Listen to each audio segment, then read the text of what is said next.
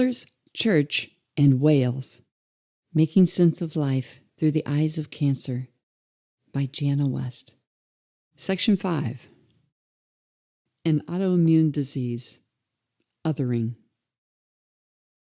How much of what animates us all is like these childhood thought loops of mine? Before I look into the third allergy, allow me, if you will, one seemingly unrelated rabbit trail. But trust me, there is a connection. As a kid, my church experiences provided practice at winning the approval of adults. The methods I learned included be compliant, seem interested in them, obey the rules. That was easy for a while. With my peers, it was an entirely different story. Gaining the approval of other kids mystified me. I could not seem to find a way. Sports, beauty, fashion sense, book smart, social skills, none of these qualities were mine to offer in exchange. I was clumsy, odd, bored by school, shy, and an easy target for bullies. I would have to find a way to be someone other than me to make friends with most of my peers. I am quite confident Jana at 7 would have enlisted at least 4 allergies, including school. Many of my early social experiences were shaped by church. In this setting, religious stories and ideas were presented as truth, the fundamental elements of which all members were occasionally asked to recite in gatherings as a verbal proclamation known to Christians as the Apostles' Creed. It was an act of obedience and also a reminder of belonging and allegiance. It did not take long for me to realize that other kids did not abide by the same guiding principles. It was confusing to me at first, but eventually I realized I would have to choose between them and the truth. One of the most dangerous outcomes of many dogmas is the prerequisite of othering. Using this paradigm, if you wish to belong, you must first abandon someone. All too often, the group also demands condemning those who do not agree. I've come to think of it as a type of autoimmune response from afflicted souls. How else can we explain a sickness that turns us against one another? The us versus them mindset can be so automatic it goes unnoticed. Many such othering ideas permeate our culture. There are the more obvious destructive ideologies, but also implicit bias can determine who we consider allies, how we communicate, and ways we digest information. This type of thought loop can be handed down, imparted to us by family and culture. We other people when we make assumptions that come with labels. We may refer to someone as liberal, conservative, successful, disabled, straight, queer, a hothead, a sinner, antisocial, entitled, ignorant, tree hugger, degenerate, illegal, mentally ill. These labels are part of our common language and also, potentially, very harmful. The afflictions of our existence are common to us all, yet instead of rolling up sleeves of solidarity to administer common compassion and empathy, we are often inclined to accept a much less demanding role, the role of judge. Judgment is as instinctive and ancient as assigning blame to our neighbor, partner, family, or better yet, a stranger. The snake, that woman, those people. This knee-jerk impulse to avoid the heavy weight of being loyal or a first responder has primeval roots. When we lose sight of the fact that we are all connected and dependent on mutual respect and cooperation, then do what it takes to ensure we thrive without consideration for how our choices affect the whole, all kinds of harm and illness can ensue. On a cellular level, this behavior is called cancer. The more distance I gained from my regular church practices, the more clearly I began to see how many toxic ideas and strange practices the Church embraced. One such othering idea that is particularly damaging to us all is this: people are predominant over and separate from nature. Whales. The sorrow of living amidst impoverished stories when we each know, deep inside, that life is an amazing, precious, and fleeting thing is a profoundly disturbing experience. It compels us all to find a better way forward. Our best stories begin and end with nature and the deeper ways of the cosmos. Dr. Edward Neal. When I allow myself time to wonder, I can count on endless questions and boundless mystery. Little kids are notorious for this mindset. Their why and what if questions can be limitless. Maybe this is what Jesus was talking about when he said if we wanted heaven, we must become like little children. Something happens as we age. Maybe we become embarrassed if our knowledge seems lacking to others. We try very hard to find the right answers, the ones that will open doors and provide security. We begin to categorize things, experiences, and even people based on these right answers, and dismiss from consideration ideas and beliefs that don't align. This tendency is fraught with peril. Inevitably, some of our conclusions will be in error, and the collateral damage of certainty can reach far and wide. It seems to me the problem is not a desire to know and understand, but the need of assurance.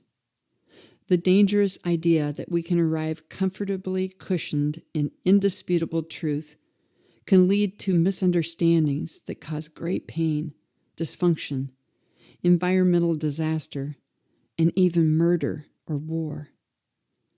Most of the mysteries I encounter here in life are best enjoyed when I see things with the eyes of a little child, not the cocky confidence of experience, but instead the wide-eyed enthusiasm of a novice. Case in point, whales. As a 5-year-old, I was familiar with 2 stories about whales, and both painted them as brute sea monsters desirous of the death of me. The story of Jonah from Sunday school told how a man was swallowed whole by a whale. He would have died a slow, agonizing death if God had not intervened. Then there was the tale of Moby Dick, which was made into a movie. Maybe I caught a few seconds of a TV commercial. The story I believed is that whales are dangerous monsters.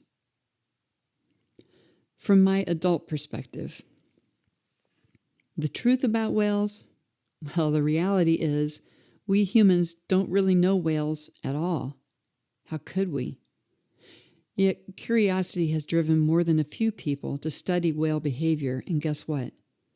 Whales behave a lot like people and other mammals. They travel together in pods, like families or tribes. They breathe air, give birth, and nurse their young, communicate with each other, sing, and mourn their dead. Although they are not typically aggressive, they can attack if they feel threatened. I was drawn to nature as a kid and spent many hours alone outside, yet I have very little information about the life all around me that we call nature. My people usually spent time together inside, although my dad was an exception. After he retired, he might invite me to come along as he admired the trees, to dig in the dirt, to walk in the woods and gather edible plants, or hop in his canoe for an adventure on the river. Still, the majority of my input came from a society of nature-phobes. Everything from dirt to bugs to rain was demonized as potentially harmful.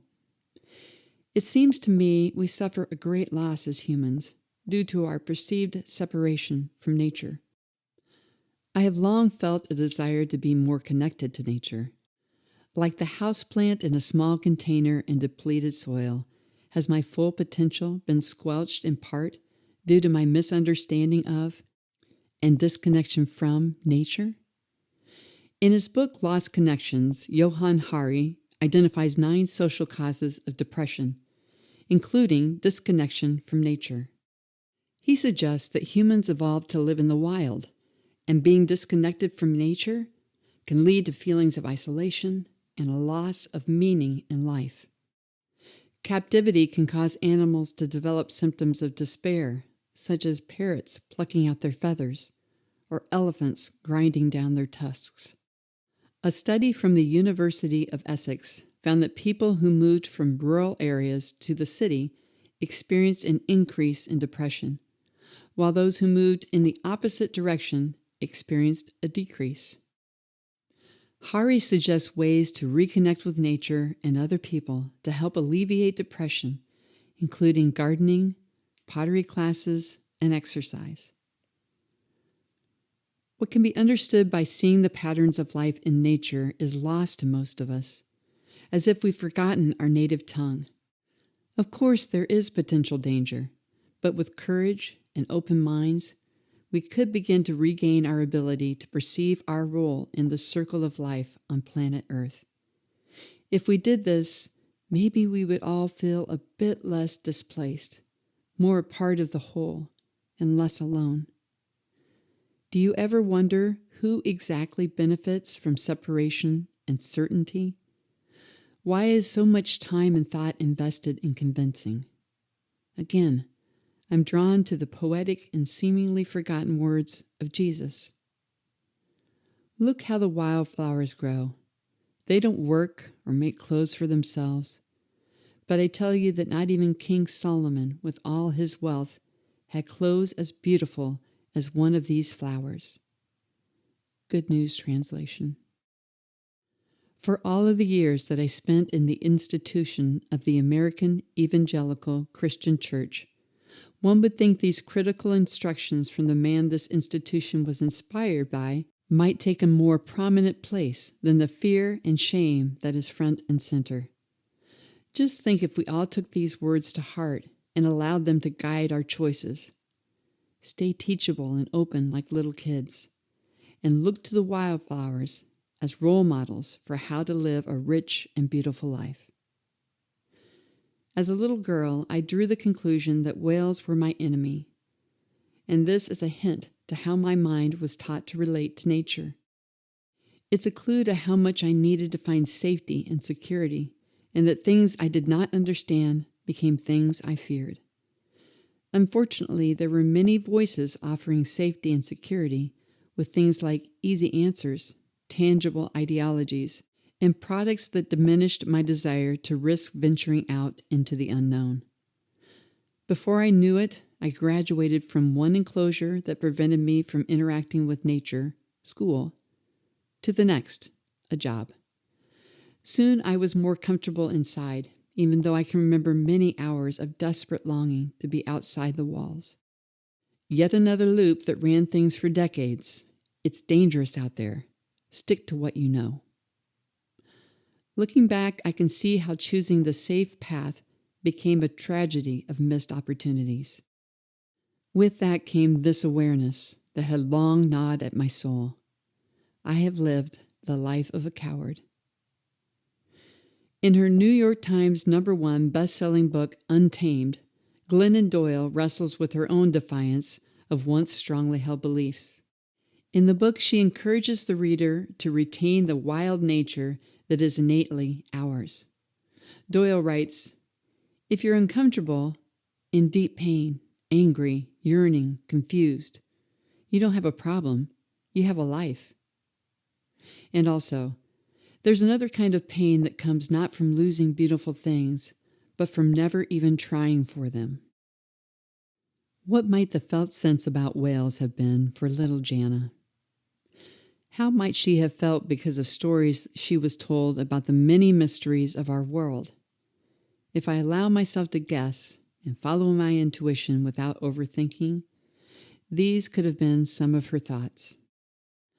Mom is always warning me to be careful. The world must be dangerous. No one seems to see the animals and plants as friends like I do. so I must be wrong. Sometimes I feel afraid. I should watch others, and if they are afraid, I should be extra careful. Another opportunity to identify and change a thought loop. As a child, whales, monsters.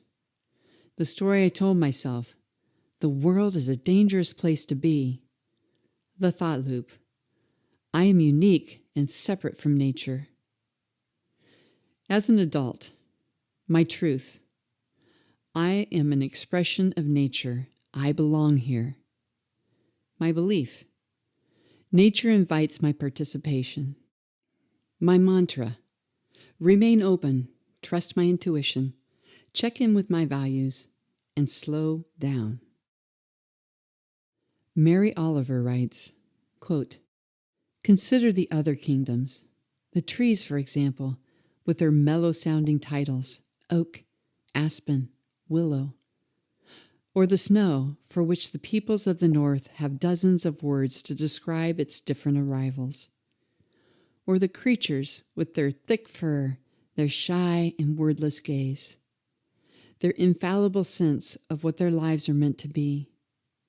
Thus the world grows rich, grows wild, and you too grow rich, grow sweetly wild, as you too were born to be. End quote.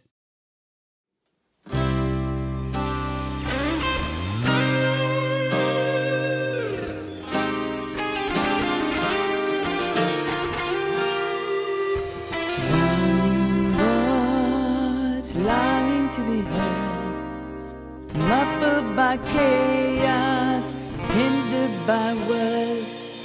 One life, darling, to survive, searching for meaning, looking for the light.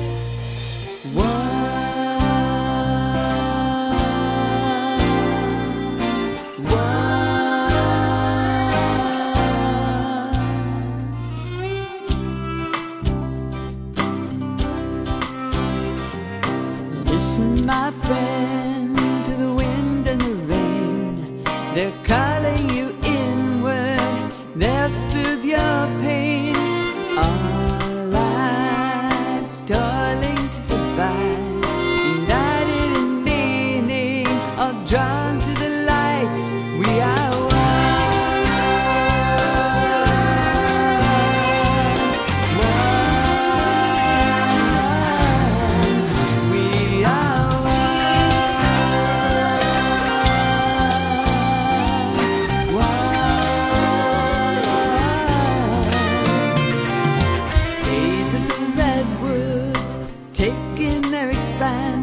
the anchored and lumbering to witness that dance.